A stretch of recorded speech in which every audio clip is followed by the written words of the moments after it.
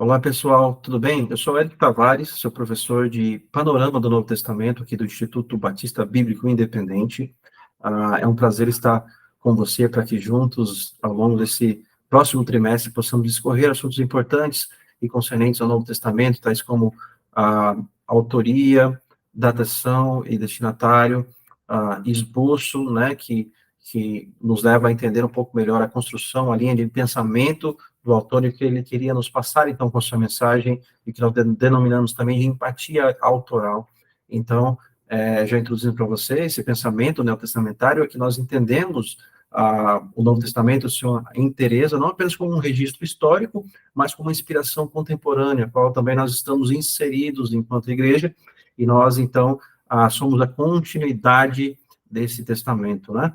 A continuidade também da igreja. Então, nós temos que entender o Novo Testamento e sua inteireza, e por isso que eu queria que você também se colocasse dentro dessa moldura, desenvolvendo também a nossa cosmovisão para a aplicação dessas verdades também em nossa vida cristã. Como disse o Dr.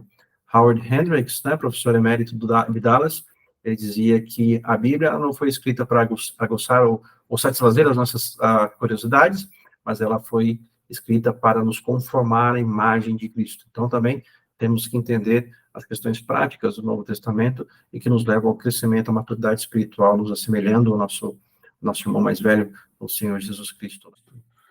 E sem mais delongas, então, nós vamos introduzir essa primeira aula, né? Uma aula que nós falamos mais a respeito de questões introdutórias, do período intertestamentário ou período bíblico, a qual precede o Novo Testamento, ao qual nós conhecemos, né? Onde Jesus exerceu sua vida, ministério, foi assunto aos céus, e o desenvolvimento da igreja através do registro histórico de Atos dos Apóstolos, e assim por diante, as doutrinas da igreja, as epístolas de Paulo. Então, antes de tudo isso, né, houve um período importante aí para que a igreja, então, fosse consolidada, o que nós chamamos de plenitude dos tempos, quando o Messias viria de fato. Então, é importante entender esse período que precede a construção geopolítica deste momento, né, o contexto histórico também é importante para que entendamos de forma correta o Novo Testamento, ok?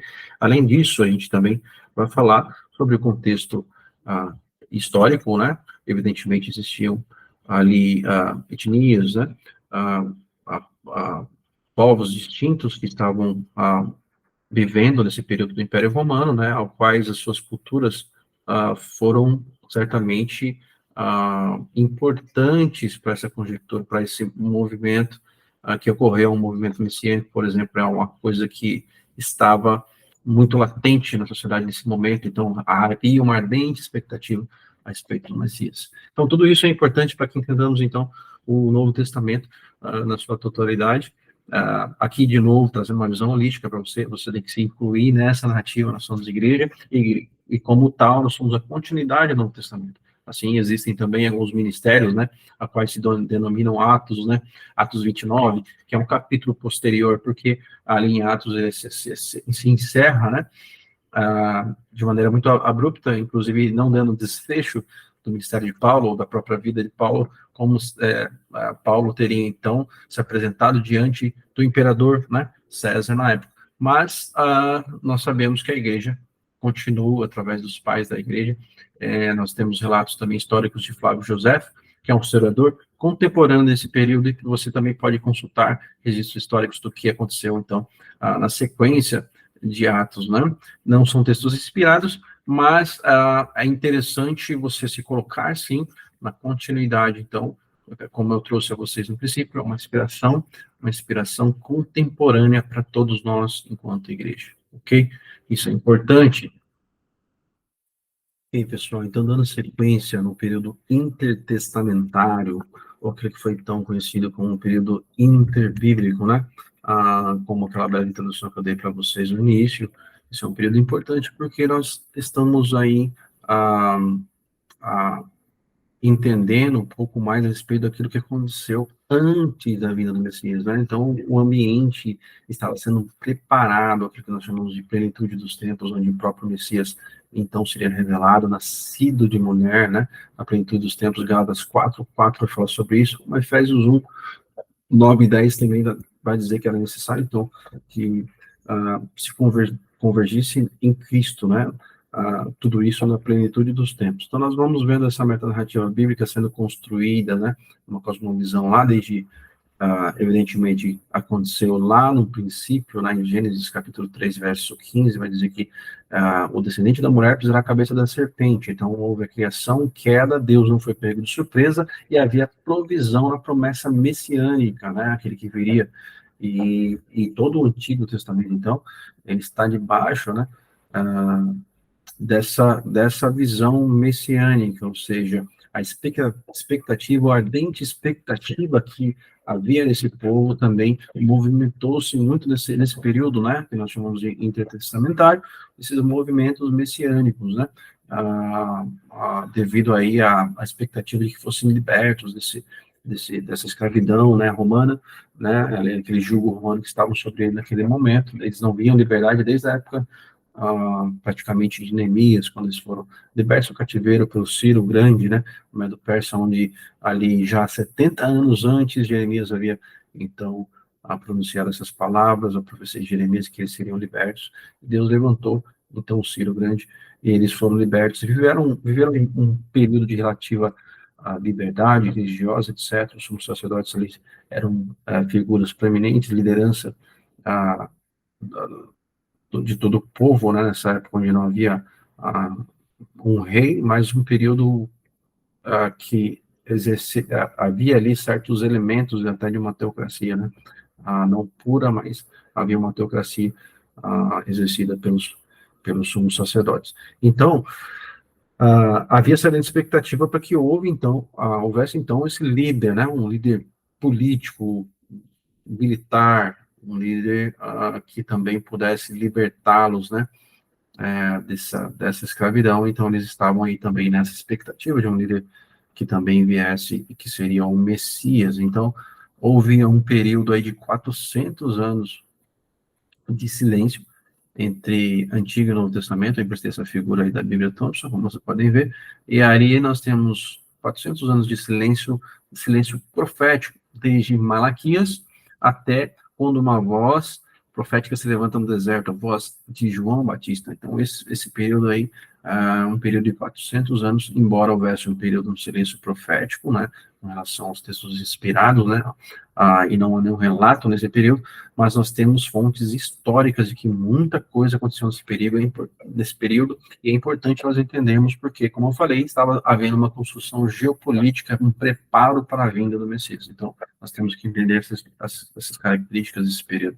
Então, 400 anos que perdurou, né, e aí essa intersecção das culturas, né, também foram importantes, porque inclusive os apóstolos, né, estavam inseridos nisso tudo, né, e tinham características deles mesmos, influências como, por exemplo, Paulo, né, essas características formativas, né, de estar também sendo influenciado pelo Império Greco-Romano, assim como também as suas origens judaicas, principalmente judeus, gregos e romanos estavam inseridos nesse ambiente, que o final, então, culminaria essa plenitude dos tempos. Efésios 1, 9 e 10 é um texto interessante para que você leia aí. Se você tiver a sua Bíblia, consulte na sua Bíblia Efésios 1, logo no início da epístola, quando ele traz características, né, as bênçãos espirituais que estão em Cristo Jesus e que foram conferidas a nós. Ele vai trazer um pouco da nossa identidade, não vou falar sobre Efésios agora, mas no futuro, numa futura videoaula. E você pode, então, entender que após ele falar dessa identidade, ele vai falar dos nossos deveres, né, sendo vocacionados em Cristo. Mas aqui no verso 9, é interessante que ele fala sobre esse mistério desvendado.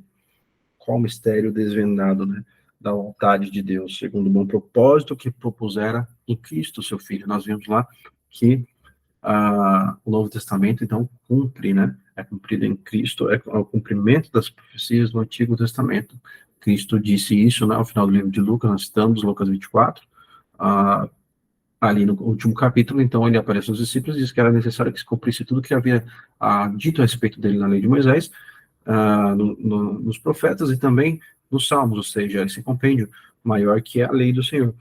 Então, Ali houve, então, esse mistério desvendado, o bom propósito de Cristo, de fazer convergir nele, Cristo, todas as coisas, na dispensação da plenitude dos tempos. Esses são os tempos. É a dobradiça da história. É quando Cristo vem, é revelado a nós. Então, aquilo que os profetas, como diz Pedro, né, o texto de 1 Pedro diz que eles queriam muito entender, até os anjos, né, os mensageiros, eles percustam entender essa mensagem, nós temos isso revelado a nós, nós temos ela completa em nossas mãos, então isso vai ser, de certa forma, exigido mais de nós também, portanto, que temos toda a revelação em nossas mãos. Isso é interessante. Então, ele está dizendo que essas coisas aconteceram nessa dispensação, na plenitude dos tempos, ou seja, o Novo Testamento, a igreja, essa inspiração contemporânea, como eu disse, tanto as que estão nos céus como as que estão na terra.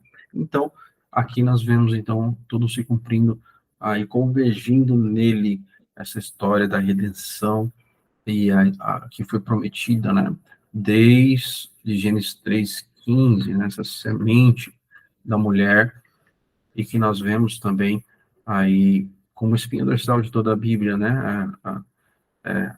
Tanto tanto novo quanto velho, se eles viviam nas expectativas e eram justificados por essa fé, né? Que viria Messias, nós somos justificados já com a nessa fé em Cristo Jesus, já revelado a nós no Novo Testamento. Aqui eu tenho para vocês uma um quadro, e eu vou deixar isso mais visível para você, de modo que você possa ver com mais facilidade, entre os testamentos, onde nós temos, então, uma cronologia, onde você pode entender o que aconteceu, os fatos históricos que permearam esse momento, que são importantes para nós, para a construção do cenário do Novo Testamento, o cenário político, o cenário geopolítico, como as coisas estavam acontecendo dentro do Império Romano, ok? Antes de chegar no Império Romano, propriamente dito. Então, como tudo começa lá, né, nesse período de silêncio, como eu falei, Malaquias foi o último profeta a falar no Novo Testamento, já um profeta pós-exílico, ou seja, estava já no período saindo, que houve, então, a saída né, a libertação do povo do cativeiro babilônico, e o período, então, persa, que esteve presente em 450 até 330 antes de Cristo, né, e 200 anos aí após o tempo de Neemias, praticamente, né, então houve aí uma relativa liberdade, né, os preceitos religiosos puderam ser seguidos sem qualquer interferência, né, governado pelos sumos sacerdotes, uma espécie de teocracia ali, né, que foi implementada nesse tempo, e eles, então, puderam desfrutar e gozar desse momento aí de relativa liberdade, até que, então, há uma ascensão muito rápida, abrupta, de um reino, né, ah, que parte da Grécia, né, da Macedônia ali, greco-macedônia. Então, dali vem Alexandre o Grande, né, e Alexandre conquista o Oriente, e o seu império tem uma ascensão muito rápida, como eu disse, e embora tenha sido rápido, ele tem um domínio ah, não longínquo, né, então ele morre muito cedo, né, então aos 32 anos, Alexandre o Grande tem essa, essa ideia, né, esse projeto de expandir a cultura grega para todo mundo, que ele enxergava como um meio de se unir, né, to, todas as raças, né, era expandindo essa cultura que, que estava na sua visão, né, ele como aluno aí de Aristóteles, havia como uma cultura ah, a mais excelente para todas as nações, então ele assimilava o helenismo, que foi conhecido depois como o helenismo, né, que vem do termo helen, do grego, onde é uma doutrinação para que então a cultura grega seja ali implementada. Alexandre, ele morre muito cedo, então ele não deixa ah, nenhum sucessor imediato, de modo que o seu reino ele venha a ser dividido entre seus principais comandantes, né? Entre eles aí Ptolomeu Sóter e Seleuco, né? Então, enquanto Ptolomeu fica com essa parte mais abrangente do lado do Egito, né? Da África, e também parte da Palestina também dominada por ele posteriormente. A gente vê em 320 ele conquista a, a, a Jerusalém, né? Enquanto o Seleuco conquista ali a Babilônia, né? Onde seria o Iraque hoje. Então, ali se originam duas dinastias específicas, né? Seja aí esses reinos helenísticos, né? Oriundos e com essa mesma mentalidade que havia também de esse projeto que havia a Alexandre, ele é consolidado, então, depois da sua morte, pelos seus sucessores, os comandantes, então, que eles estendem a cultura helênica por todo a, a Oriente Próximo ali, a África, também parte da Europa, então, eles conseguem, então, expandir a cultura helenista. Então, eles implementavam, construíam cidades, e essa era a estratégia, era então que essas cidades estivessem sob esse domínio e sob essa dominação e também sobre essa cultura, né, helenista. Então, esse é um período que foi conhecido como período helenista, além desses dois outros, né, desses dois outros que nós estamos falando que são os principais comandantes, também houve também o reino de Cassandro, que ficou ali com o norte e o sul da Grécia, na parte mais ali concentrada na Europa, e também o reino de Lisímaco. Então, depois eu vou apresentar para vocês também esse contexto geopolítico, vocês conseguem ver como estavam divididos, né, esse, esse império, né, ali então greco, a Macedônia, que também foi então seguido aí por diversos conflitos desses que eram os diádocos, né, os diádocos eram os sucessores de, de Alexandre o Grande e que então passaram a exercer a dominação durante o período helenista de 330 até 166 antes de Cristo. Nesse momento, então, os Ptolomeus é que você tem ali, embora tenha tido já uma construção de Alexandria no Egito, né, que levou o nome de Alexandre Grande, onde tem, inclusive, uma das maravilhas do mundo antigo, que é conhecida como a Biblioteca de Alexandria. A Alexandre, ele então permite que os judeus, né, não só observassem as suas leis, né, religiosas, como também incentivavam que eles fossem, então, para Alexandria, né, reservando aí vários dos direitos que haviam também para o seu próprio povo, né. Então, muitos desses hebreus, judeus, foram ali para Alexandria, e que isso acaba, então, desencadeando aí, propiciando que houvesse também não só a dominação helenista, como também uma preparação para a tradução do Antigo Testamento para o grego, como eu falei, a versão Septuaginta, que surge ali por volta de 250 a.C., e surge ali em Alexandria, né? Então, essa imigração de judeus acabou cooperando nesse sentido. Outro aspecto importante também que acontece nesse período é que Antíoco, né, que também é ali da dominação mais voltada aos Seleucidas, né, mas ele está mais ali na Síria, né, onde nós temos duas cidades principais da capital da Síria, que Antioquia da Síria vem ser muito importante, e assim como no Egito nós temos Alexandria. Então, Antioquia da Síria era uma cidade muito importante, que está mais ao norte da Palestina, e Antíoco, né, III o Grande, então, ele apodera-se da Palestina por completo, no ano de 226, nós vemos que só em 198, na verdade, é que ele derrota o Egito e assume o controle total. Então, ele é que passa a, então, fazer essa campanha, essas incursões na Palestina, e há um momento muito difícil, então, para os judeus. Por isso que é importante citar esse momento aqui, porque então os judeus eles passam por intensa perseguição quando o sucessor de Antíoco III, Antíoco IV, também conhecido como Epifânio, né, no termo Epifania, no grego, que significa então a manifestação de Deus. Então, se nós traduzíssemos aí de maneira direta, Antíoco Epifânio seria o Deus manifesto, assim como é que ele se colocava, ele governava sobre a Síria, e aí o judaísmo passa a ser proibido.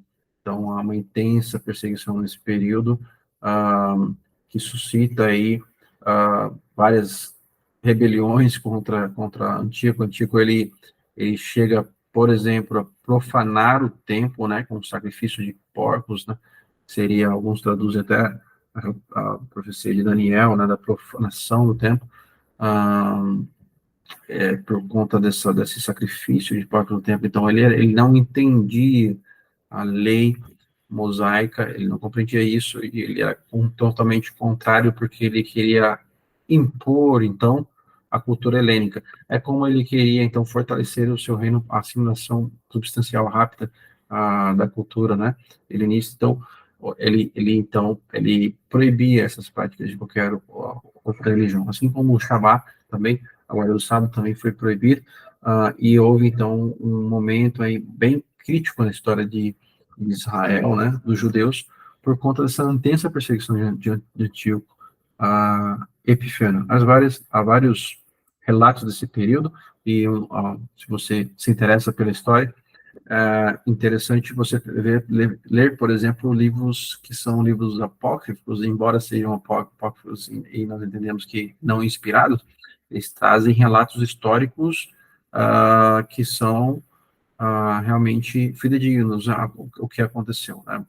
Porque nós temos outras testemunhas dessa mesma época, como Flávio José, que eu citei no começo, ele também foi uma testemunha desse período e acaba confirmando alguns fatos que ocorreram realmente, por exemplo, nesse período, que suscitou, então, esses grupos de rebeldes, e aí uma das revoltas que foram bem conhecidas são a revolta dos Macabeus, né, sob a liderança de Judas. Judas era filho de Matatias, né, um sacerdote ali, que era um sacerdote que buscava realmente viver esses princípios, era bem reconhecido ali pela sociedade judaica como alguém que realmente era piedoso e praticava, né, a lei. Então, dali, então, o seu filho Judas assume essa liderança, e há uma revolta dos macabeus, né, principalmente contra Antíoco Epifânio, né, que era por essa intensa perseguição. E aí, sob a liderança de Judas Macabeu, então, há uma libertação de Israel, e Israel, olha só, eles têm um período aí de quase 100 anos, né, o período asmoniano, né, que é o nome que leva Desmond, que originário, né, que origina os Macabeus, né, o seu líder. Então, esse período asmoniano, né, de dinastia asmoniana, dura de 166 até 63, onde teve início, então, esse período histórico, que os judeus então, concedentes com os judeus, suas práticas religiosas, os celecos estavam determinados a impor o helenismo. Então, acontece essa destruição das cópias da Bíblia, e as leis foram aplicadas com extrema crueldade, e os macabeus, então, se revoltaram, e há uma libertação aí do povo. Então, passa, então, você a ter vários governos, né, nessa linha, nessa dinastia asmoniana, até que culmina aqui em 63 com o general romano, já nessas incursões romanas que já estavam ameaçando o Império Grego já de algum tempo, e os helenistas. Então, Pompeu invade a Palestina, e tem, então, início a dominação romana no ano de 63.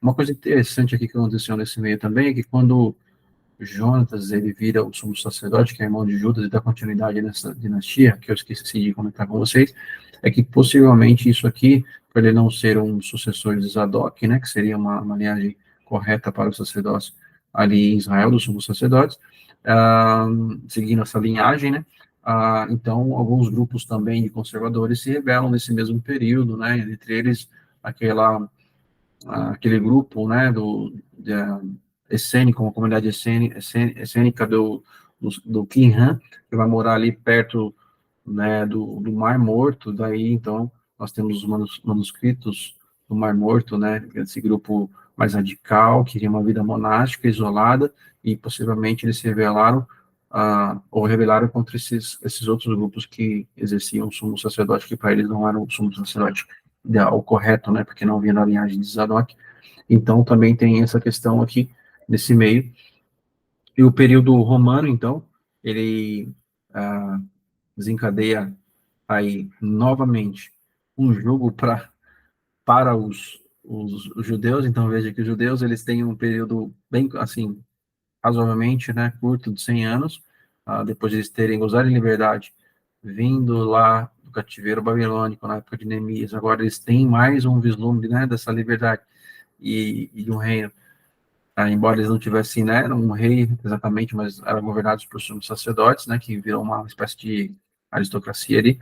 Mas esse período aqui, então, eles desfrutam dessa liberdade e, de repente, novamente se veem escravizados pelo Império Romano. Então, por isso que ali há muitos confrontos, os judeus estão nessa expectativa de um libertador, de um Messias, que seria mais como um líder político, militar, como eu falei para vocês, né?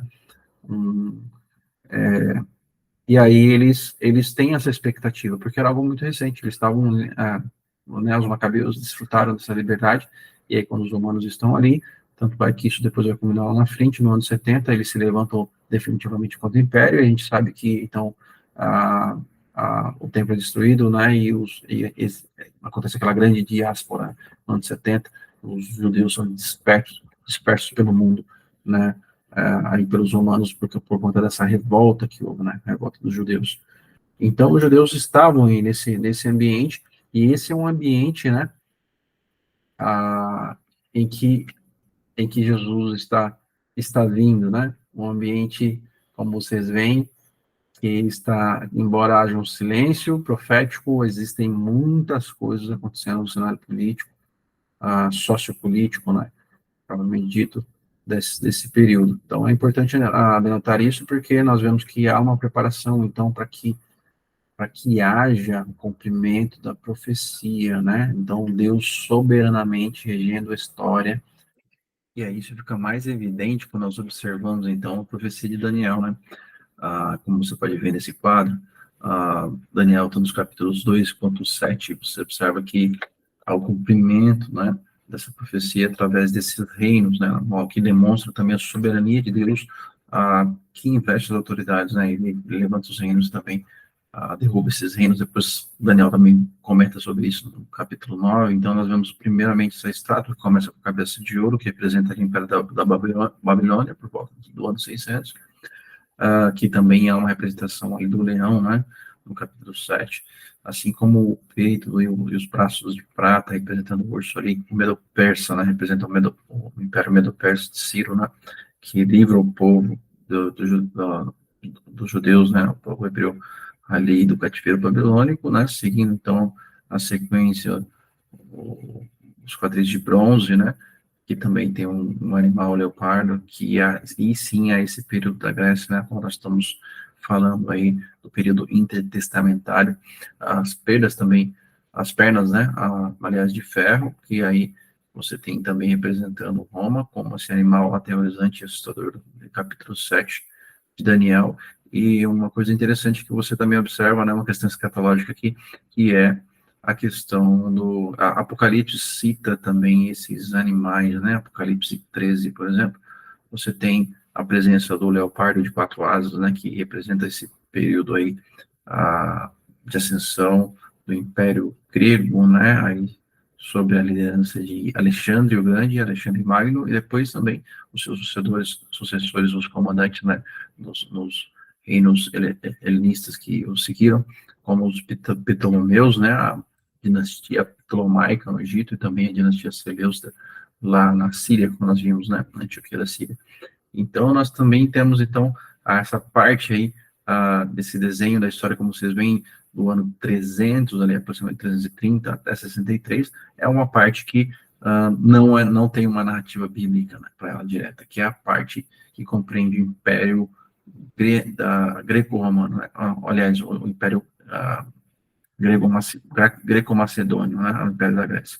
Então, ali fica evidente, então, o cumprimento, mais uma vez, das profecias bíblicas no Novo Testamento, sobretudo nesse período que antecede o Novo Testamento, né, que é o período intertestamentário. Então, esse quadro é uma evidência, e aí 70 depois de Cristo, acontece a queda de Jerusalém já no Império Romano ali, que são os pés de ferro misturado com barro, né, tem uma quebra do Império Romano, que a gente vê que essa pedra que quebra, né, que representa também ali, que é evidente que é uma pedra que vai estabelecer o reino definitivo, o reino messiânico. Então, é a profecia de novo, combinando a história sendo desenhada e convergindo na pessoa e na obra de Cristo. Isso também é muito interessante aqui de se pontuar, né, nessa introdução ao Novo Testamento. E no contexto geopolítico aqui, nós vimos então esses impérios, só para você ter uma visão, né, dessa geografia bíblica, o reino de Cassandro, né, como eu falei lá, desses 4 impérios divididos, né, então o reino maior está com Seleucidas, o reino de Seleuda, né, compreende toda essa parte da Ásia Menor aqui, na Mesopotâmia, e assim por diante, tendo como capital, como eu falei, Antioquia da Síria, e também a questão desse outro reino importante, que é, né, o reino helenista aqui, que é a parte do Egito, onde tinha por capital a Alexandria, só para vocês se situarem aqui, né, em quais pontos nós estamos falando desse mar, né, do Mediterrâneo. Então, a Palestina está aqui, né, ó, onde está Jerusalém, você vê que é um ponto estratégico, né, está vendo nessa junção entre Egito e o reino do Egito e esse reino aqui da Síria. Então, os Seleucidas e os Ptolomeus, né, eles estão aqui dividindo esse território, tanto é que uma partezinha aqui está na mão dos Seleucidas, né, nesse período, né, que nós falamos, que precede a revolta dos Macabeus. Então, os Macabeus se revoltam contra Antíoco Epifânio, no Seleucida, e retomam essa parte por um período, até que os romanos, vindo daqui, né, deste lado, né, nós já vemos alguns movimentos aqui nesse período, campanhas romanas, repúblicas romanas, que estão vindo desse lado de cá, e eles vão conquistando até que eles tomem, então, o Império Romano por completo, aqui já consolidado. Você já viu o Império Romano tomando parte da Ásia, né, Ponto, Capadócia, Síria, né, que estava antes na mão aqui dos sírios, dos Seleucidas, então já pegando essa parte da Palestina, a conquista palestina também, e todo o Egito aqui. Então, esse é o Império Romano aí, né, que realmente tem grande influência até os dias de hoje, né, dessa cultura, dada a sua expansão, a grande ascensão. Depois você aqui tem um pouco do contexto histórico, né, para você entender então que as escrituras que Jesus lia, que deu origem à doutrina dos apóstolos, foi aquela preservada pelos judeus. Então, tudo que está registrado na história de Israel é modelo para a igreja. É importante entender que a história de Israel é um modelo pedagógico para nós. Então, nós olhamos Israel, aprendemos com Israel como Deus trata, e aí nós desenhamos essa linha, né, essa trajetória desde a promessa messiânica até o cumprimento. Nós vemos que Deus está com Israel de maneira pedagógica, nos instruindo, nos mostrando também como ele age ao longo da história. E essa cultura, né, judaica de preservação, né, como a gente citou alguns livros históricos, se você quiser ler, não é um problema, não é nenhum pecado você ler um apócrifo, porque lá tem relatos históricos importantes, como o primeiro e segundo Macabeus. Lá você vai ver que os judeus guardavam sua fé, a cultura judaica era a preservação dessa lei, e devido a essa cultura, aquilo que nós chamamos de Zequenim, que eram os anciãos que tinham por objetivo guardar e disseminar essa escritura e ensinar, né, inculcar os seus filhos, né, ao clã, para que pudesse passar de geração em geração. Isso é importante, e isso foi o que preservou a palavra até nós, né, as escrituras, como nós a conhecemos, que é a escritura do Antigo Testamento, né, não no ciclo completo que nós temos agora, mas é a escritura que Jesus tinha, que os apóstolos tinham, que Paulo tinha, para desenvolver, então, a sua doutrina. Ok? Então, isso é importante que nós entendamos também, a importância das escrituras do Antigo Testamento, a sua preservação pelos judeus, né, que tinham realmente essa fé e essa convicção de que isso deveria ser preservado. Nesse contexto que surgem também grupos importantes, né, no meio judeu, né, para que houvesse essa preservação. São grupos fundamentalistas, no sentido pejorativo da palavra, mas porque, assim como nós, eles queriam guardar a palavra, queriam preservar a palavra, queriam, então, a, a conservar, né? Então, eles eram grupos mais conservadores. Daí surge, então, o movimento que vocês veem, que é muito citado no Novo Testamento, que é dos fariseus, né?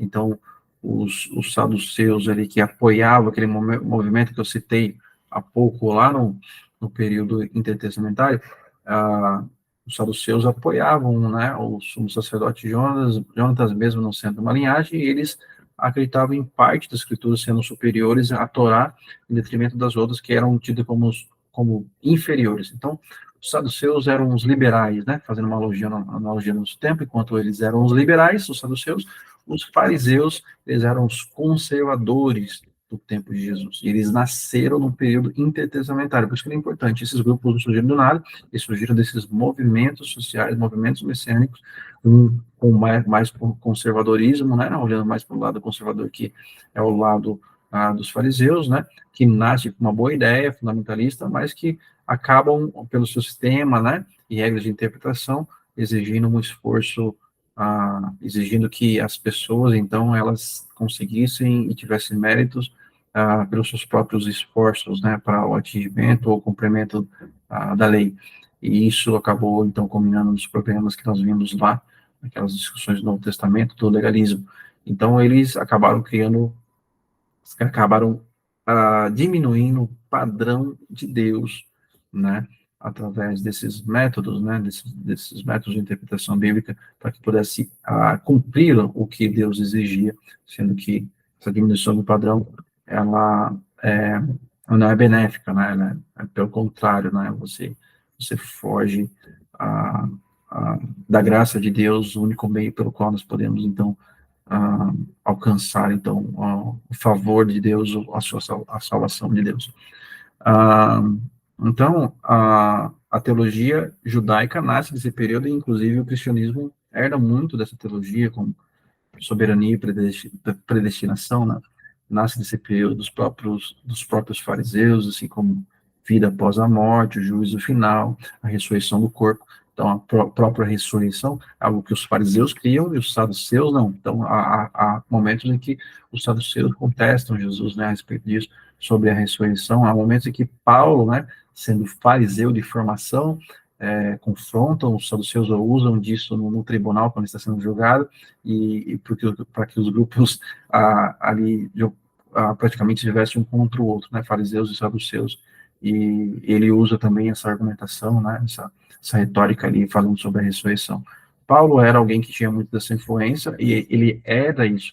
Então, ele era formado aos pés de Gamaliel, né, então ele conhecia muito bem da Torá, e tanto é que ele usa isso para, em vários momentos, na doutrina, então ele segue um padrão lógico que é ensinado no Novo Testamento, de ensino que você parte da doutrina para a prática, e nunca ao contrário, que se você ficar só com a prática, você pode acarretar em erros, você pode fazer coisas erradas, assim como você pode também ser um legalista. Então, ele fala assim, primeiro você tem que entender a sua doutrina, a sua identidade, então você passa a praticar baseado nessa identidade, nessa doutrina. Então, todas as epístolas, quando você vai lê-las, como eu sugeri a você, na íntegra, você vai ver que ele parte da doutrina, sempre da doutrina para a prática. Então, se você é assim, se você está em Cristo, então faça isso, nunca ao contrário.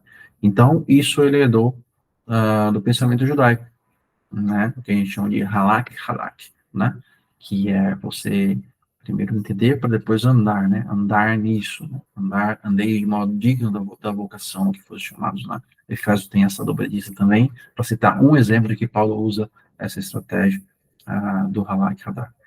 Tá bom? Então, esses movimentos sociais surgem nesses períodos, e é importante entender, então, a sua importância, né, na formação do pensamento teológico no tempo de Jesus, dessas escolas, inclusive da preservação da tradição oral, porque os fariseus, então, eles elaboram, porque se houvesse uma adulteração da tradição escrita, ou daquilo que eles haviam preservados até ali, eles ainda tinham a tradição oral, até hoje existe entre os judeus também a tradição oral da Torá, a Torá escrita e a Torá oral.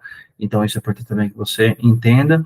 O mundo, então, espiritual está organizado, populoso, ali é ambiente mais populoso, Império Romano, então, ali também é herdado pelo, e que contrasta com tudo que estava acontecendo lá, que a gente falou das religiões, da mitologia grega, do sincretismo religioso, o misticismo. Os judeus contrastam tudo isso, eles estão praticando o monoteísmo ético, então eles são monoteístas, e neles há também uma esperança escatológica, né? Tendo em vista que eles também estavam esperando pelo Messias, né, pelo reino messiânico. Então, esses movimentos sociais são importantes para que nós entendamos esse contexto, bem como a importância das sinagogas. As sinagogas também são modelos úteis para a igreja, né? A igreja judaica que nasce em Jerusalém, por exemplo, tendo suas como coluna Pedro, João, Tiago, a gente vê que existem cultos, né, e a prática de Jesus também era ir às sinagogas, né, e observa-se em alguns textos, por exemplo, quando Jesus vai à sinagoga, como o texto que ele lê sobre Isaías 61, 2, quando ele se declara, né, como o cumprimento da profecia, da própria profecia, que é ali em Isaías 61, 2, vê-se que a palavra de Deus tem uma centralidade no culto, né? Então, tanto a palavra de Deus tem essa centralidade, como também as orações. Então, tinha ali, por exemplo, 20 recitações de orações em forma de bênçãos. Era uma coisa que existia, era muito comum nesse tempo das sinagogas, né? Então, sinagoga tornou-se também modelo. Era costume de Paulo, por exemplo, ir às sinagogas para pregar o evangelho. Então, ele também estava nesses momentos. Além disso, há um modelo muito interessante de descentralização do culto. É diferente do templo, né, onde todos iam para o templo. Nós vemos isso nesse movimento, por exemplo, no Antigo Testamento, dos Salmos de peregrinação, de ascensão, ou Cântico de Degraus, onde todas as famílias, todos os clãs se dirigiam ali para Jerusalém, onde se deveriam adorar. Então, 3 vezes ao ano, pelo menos, eles faziam isso nessas festividades, etc. Isso também movimentava o comércio, tinha outras coisas por trás disso, mas há uma descentralização do culto quando as sinagogas são criadas, espalhadas pelas regiões. Em todas as regiões você vê que há sinagogas. Onde Paulo está viajando, né, mesmo em outros lugares, né, estrangeiros, distantes de Jerusalém, Paulo tem um hábito de ir a uma sinagoga, sempre havia uma sinagoga ali, Paulo ia para esse lugar para iniciar, então a sua pregação, né, e a evangelização, propriamente dito. Então, nós vemos isso inclusive como modelo de Atos 1:8, né, recebereis poder, pode ser sobre vós o Espírito Santo e serei minhas testemunhas, né, começando em Jerusalém, que é o ponto inicial, né, passando ali por Samaria, Judéia, né, Samaria, Judéia, até ou Judéia, Samaria, até os confins da terra. Então, nós vemos esse movimento da sinagoga se espalhando também, que ajudou muito nesse movimento de cristianização ou de expansão do evangelho. É uma característica importante também desse período, né? Assim como a intensa perseguição, embora seja algo paradoxo para nós, mas a perseguição, como a gente falou, 1:8, se nós invertermos 8:1, né, Atos 8:1 vai dizer que essa perseguição levou também a intensa perseguição levou esses cristãos a se espalharem e a disseminarem o evangelho, né? Mais uma vez, soberania de Deus em questão. Ok? Então, esses são pontos importantes aí a respeito das contribuições judaicas, e também nós, evidentemente, além dessa intersecção de cultura que nós estamos falando dos judeus, nós temos a intersecção de cultura dos judeus, dos gregos e dos romanos. Então, os autores bíblicos inspirados por Deus, né, foram exemplos de como essas culturas influenciaram. Você tem o exemplo de Paulo, por exemplo, que também era um cidadão romano. Em determinado momento ele usa a cidadania romana para se ver livre ali, né, de um problema de incitação do povo que havia contra ele, ele seria preso. Então ele usa essas credenciais romanas também. Então Paulo, ele era não só hebreu de hebreu, ele era de formação fariseu, mas ele também tinha uma cidadania romana. E nós vemos também que essas contribuições greco-romanas, elas passam ali também pela filosofia, né, que posteriormente ela vem ser uma ferramenta muito útil, lembrando que Paulo teve alguns problemas de início, né? Quando ele chega em Atenas, ele encontra alguns ali, epicureus e estoicos, né? Que entendiam essa felicidade de maneira diferente, enquanto os estoicos, né, estavam pensando em se conformar com uma razão universal, assim sendo o meio para que se obtivesse a felicidade, né? Então, se conformar a esse estado, né, de ser. Então, Paulo, ele traz uma contracultura ali, né? E ele faz isso de uma maneira espetacular, né? Quando ele faz aquela alusão ao Deus desconhecido para poder, então, pregar, né? Pegar um gancho, pregar sobre esse Deus do desconhecido, né? E alguns, então, questionam e consideram tagarela, mas também a conversão de alguns também para a glória de Deus, e ali a pregação foi, né? Do evangelho, então, foi proclamado. Então, nós vemos que esses grupos de filósofos estavam ali, inclusive Paulo questiona alguns que seriam classificados como sofistas, né? Ou seja, que se utilizam de sofismas e argumentos lógicos para ganhar uma discussão, mas que em seu cerne ele apenas precisa ganhar um debate, mas não está a favor da verdade, não tem nada a ver com a verdade. Então, Paulo questiona isso primeiro, por exemplo, em Coríntios, né? Quando ele fala dessas armas da nossa milícia, né? Espirituais, elas são fortes, né? Suficientes para derrubar fortalezas, né? E tudo quanto se levanta contra o conhecimento, né? Do Senhor. Então, nós vemos que ele conclui dizendo que nós devemos levar todo o pensamento cativa à obediência de Cristo. Então, se nós utilizamos ferramentas como essa, nós devemos sempre lembrar que se o conhecimento é conhecimento de Deus, então nós devemos levar cativo também a obediência a Cristo, nós sempre lembrando disso, que todo esse conhecimento deve se submeter em primeira instância a Deus e à palavra de Deus.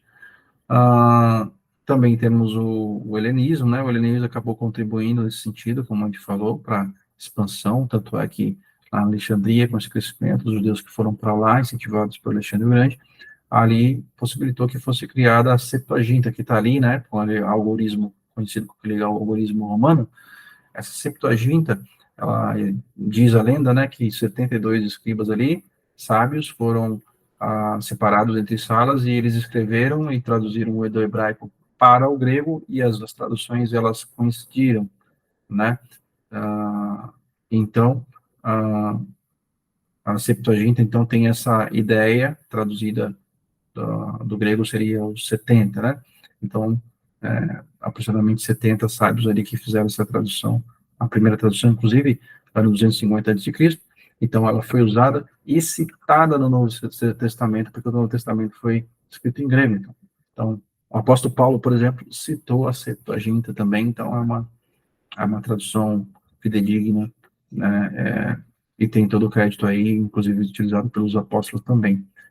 Claro que, além disso, nós podemos recorrer ao hebraico, né, que é a primeira língua aí, original do Velho Testamento.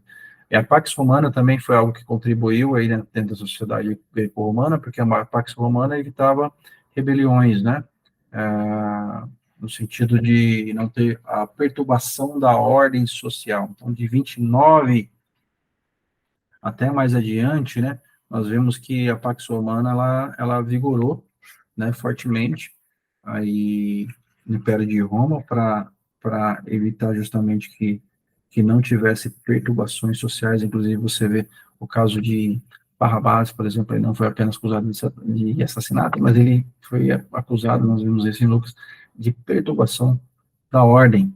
Então, ele era um cara que era tido também como um líder político, e por isso que, talvez, claro, do ponto de vista humano, tenha sido um dos motivos que os judeus, então, pediram para se soldasse Barrabás, porque eles também poderiam ver Barrabás como talvez um líder, né?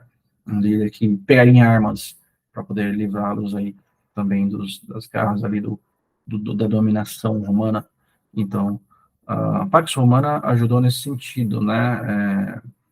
Para que houvesse, então, essa liberdade, né, de certa forma, porque tanto os judeus, né, eles poderiam, de certa forma, ter essa liberdade para cultuar, né, e assim diante. Então, agredir essa pax romana era um problema sério nessa época, né?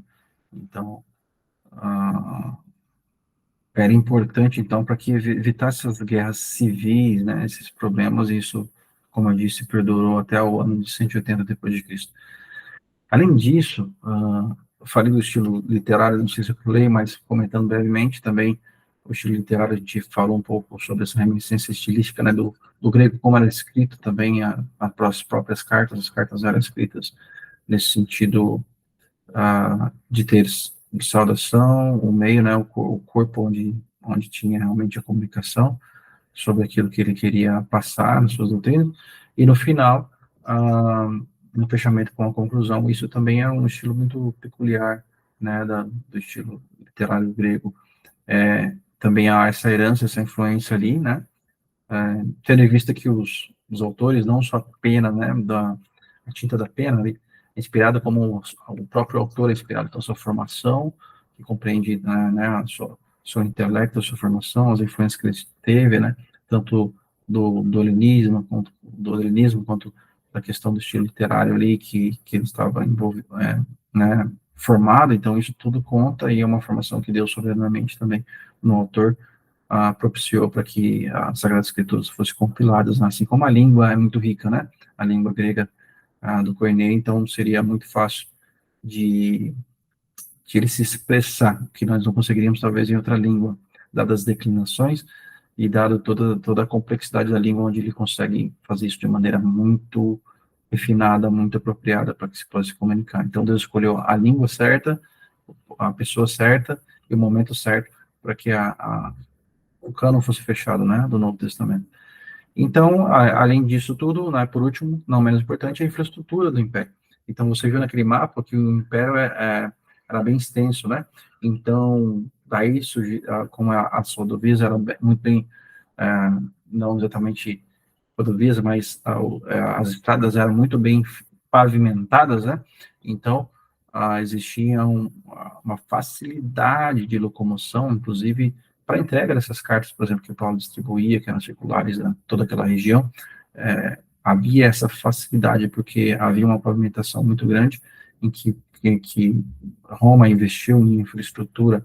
Então, tudo isso facilitou, essa unidade do Império facilitou para que o Evangelho fosse disseminado e proclamado, né? Inclusive, Paulo, como cidadão romano, pudesse trafegar em todas essas regiões, não haveria grandes riscos. A Bíblia não cita sobre saques, sobre roubos, né, nesses trajetos. Ele pôde transitar em todas as regiões, inclusive chegando até Roma, né? A Bíblia nos relata se ele chegou a falar ao imperador, César, diretamente, mas eu creio que sim, ele teve a oportunidade de expor também, assim como ele expôs para os outros governantes, né, aqueles que governavam e estavam investidos de autoridade, inclusive em Jerusalém.